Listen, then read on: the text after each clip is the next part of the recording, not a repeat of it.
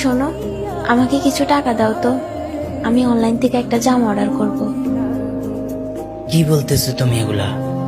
ওই দিন না একটা জামা নিলা, আজকে আবার কিসের জামা নিবা? আর আমি এত টাকা কোথায় পাবো তোমার জন্য? তুমি কি দেখতেছো না এখন আমার হাতে কোনো টাকা নেই? আমি এত কিছু বুঝি না, এই জামাটা আমার খুবই পছন্দ হয়েছে, এটা আমাকে নিয়ে দিতেই হবে, মানে দিতেই হবে। তোমার কি মাথা ঠিক আছে? তোমাকে একবার বললাম না টাকা নেই আমার কাছে এখন? তুমি তো আমার কোনো শখই পূরণ করতে পারো না। আমার বান্ধবীর হাজবেন্ডরা তাদেরকে কত জামা কিনে দেয়, কত শাড়ি কিনে দেয়, আর কত জায়গায় ঘুরতেও নিয়ে যায়। আর তুমি তুমি তো আমাকে কিছু নিয়েই দিতে পারো না, আর বছরে একটা জামা কিনে দিয়ে আবার বড় বড় কথা বলো। আমি বলে তোমার সাথে সংসার করতেছি, আর অন্য কোনো মেয়ে হলে কখনোই তোমার সাথে থাকতো না। তুমি ঠিকই বলছো, আমি ব্যর্থ একটা মানুষ।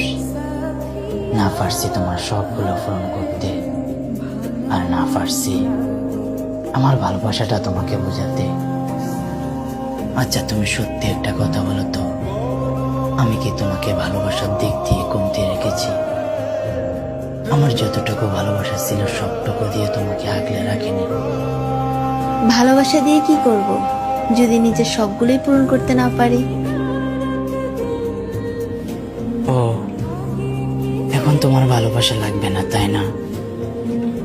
কিন্তু তুমি তো একসময় বলেছিলে যে তোমার ভালোবাসা হলেই চলবে, আমি যদি তোমার পাশে থাকি তুমি কুড়ে গড়াও নুন পান্তা খেয়ে সুখে থাকবে।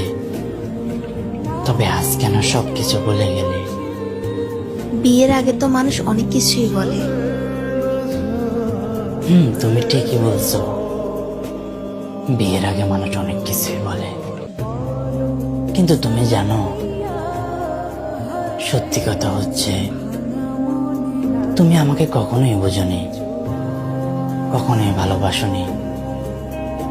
তুমি আমার পাশে থেকেও আমি তোমাকে ফাঁসে পাইনি।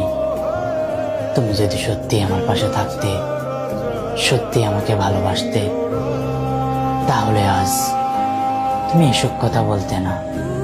হয়তো আমার দিন সবসময় এমন যাবে না, হয়তো আমারও দিন পরিবর্তন হবে, আমি একসময় তোমার সব শখ পূরণ করতে পারবো। কিন্তু সেই অবধি তুমি অপেক্ষা করতে পারতেছো না। তুমি যদি সত্যি আমাকে ভালোবাসতে, তাহলে আমার